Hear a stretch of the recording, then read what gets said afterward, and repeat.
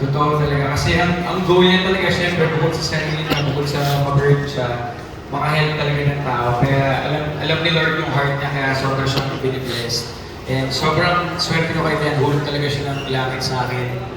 Syempre kay Joaquin and Isabella. Hindi, siguro siyempre may mga normal naman yung mga hindi pinagkakaroon. Kasi siguro yung mga maliit na bagay lang po dito. Siyempre, multitask queen yan eh. Ang dami niyang ginagawa. So minsan, nagpapalambing ako eh, kaso busy, naiintindihan ko naman. Yun lang, yung mga maliit na gano'n lang po. Oras.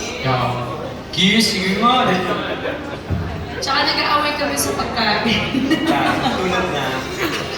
Kasi pag sa food ko, siyempre gusto ko ako yung unang... siyempre pag may order tayo o may food, so pag may order ako, siya una titikim. So pag sa akin, siyempre lang gusto si Dan, okay lang, gusto mo ba? Kuha ka pa. Pero pag ako kukuha, akin yan. So hindi ako makakakuha. Ngayon pumasok ka na dito sa akin. Actually, sorry na lang din po ako. Kapag kumakain kami sa labas, dahil pa-chef naman, sabi niya, hindi mag-order ka sarili. So, to be honest, favorite kasi namin Xiaolongbao. So, tigsam po kami.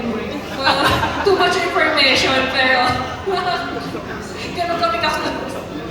Dayan, ano kaya ang advantage and disadvantage na magkaroon ng isang asawa at pinsan sa bagong studio? Last na yun. I guess advantage would be, as I've said earlier, we know each other really well and we share the same values and goals. Pati yung dynamics, kabisado na namin yung bawat isa.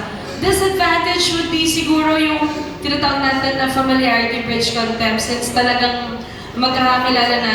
So I hope we will still define yung line between work and yung relationship as a family member. So yun lang siguro. But that's very, very minor lang naman. Thank you, congrats. Thank you.